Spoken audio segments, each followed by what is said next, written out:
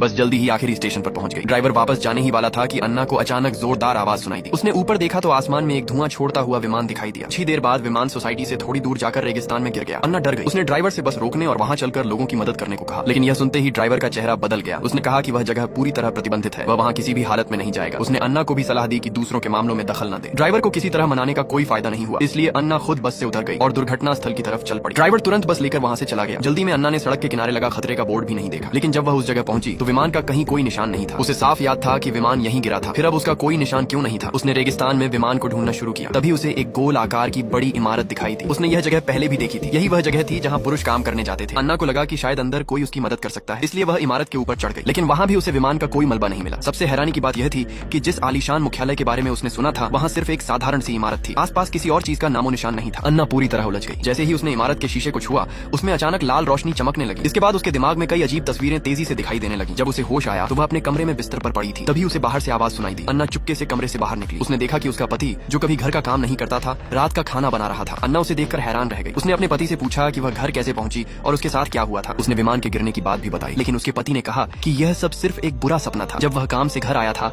तब अन्ना गहरी नींद में सो रही थी। पति की बात सुनकर अन्ना को भी लगने लगा कि शायद उसने सच में सपना देखा था, लेकिन फिर वह सपना इतना असली क्यों लगा। अगले दिन पति को काम पर भेजने के बाद अचानक नादिया का फोन आया। नादिया को पता चल गया था कि अन्ना पिछले दिन प्रतिबंधित इलाके में गई थी। वह अन्ना के साथ मिलकर इस सोसाइटी से भागना चाहती थी, लेकिन अन्ना ने साफ मना कर दिया। उसे सोसाइटी में कुछ गड़बड़ जरूर लग रही थी, फिर भी उसने अपने पति पर भरोसा करने का फैसला किया। उसने फोन रख दिया और सोचा कि अब यह मामला खत्म हो गया। लेकिन योगा क्लास में उसके साथ फिर एक अजीब घटना हुई। अचानक आईने में उसे नादिया दिखाई देने लगी। नादिया को देखकर अन्ना डर गई। ऐसा लग रहा था कि आईने में मौजूद नादिया को सब कुछ पता था। अन्ना कुछ समझ पाती उससे पहले ही आईने में मौजूद नादिया ने अपना सिर शीशे पर जोर से मारना शुरू कर दिया। ऐसा लग रहा था जैसे वह किसी कैद से बाहर निकलने की कोशिश कर रही हो। वहां मौजूद सभी औरतें चीखने लगी। अन्ना ने आईने में देखा तो नादिया का चेहरा डर से भरा हुआ था। फिर अन्ना ने बाकी औरतों की तरफ देखा। सबके चेहरे पर डर और उलझन थी। जब उसने दोबारा आईने की तरफ देखा तो वहां कुछ भी नहीं था। अन्ना को लगा कि यह किसी आने वाली मुसीबत का संकेत है। वह तुरंत नादिया के घर पहुंची। पीछे की तरफ दौड़ते हुए जब वह छत तक पहुंची तो वहां का नजारा देखकर उसके होश उड़ गए। नादिया छत के किनारे खड़ी थी। चीख सुनकर उसने धीरे धीरे पीछे मुड़कर देखा। अचानक उसने चाकू निकाला और अपनी गर्दन पर चला दिया। अन्ना उसे बचाने के लिए दौड़ने ही वाली थी कि तभी लाल कपड़े पहने दो सुरक्षा गार्ड वहां पहुंच गए। उन्होंने बिना कुछ सुने अन्ना को वहां से हटा दिया। जब उसका पति काम से घर आया तो अन्ना खुद को रोक नहीं पाई। उसने उसे सारी बात बताई, लेकिन उसके पति ने कहा कि नादिया खिड़की साफ करते समय नीचे गिर गई थी, वह ठीक है और मरी नहीं है। अब अन्ना को अपने पति की बात पर बिल्कुल भरोसा नहीं रहा था। उसने नादिया को अपनी आंखों के सामने चीखते हुए देखा था। उसे यकीन हो गया था कि पूरी सोसाइटी में कुछ न कुछ गड़बड़ जरूर है। इसलिए उसने फिर अपने पति से उसके काम के बारे में पूछा। आखिर ऐसा कौन सा जरूरी काम था जिसे इतना छिपा कर रखा जा रहा था। उसके पति ने फिर गोपनीयता के समझौते का बहाना बना दिया। अन्ना ने हार नहीं मानी और लगातार सवाल करती रही। इस बार उसका पति गुस्से में आ गया। उसने कहा कि वह प्रमोशन मिलने के बिल्कुल करीब है। अगर अन्ना इसी तरह बेकार की बातें करती रही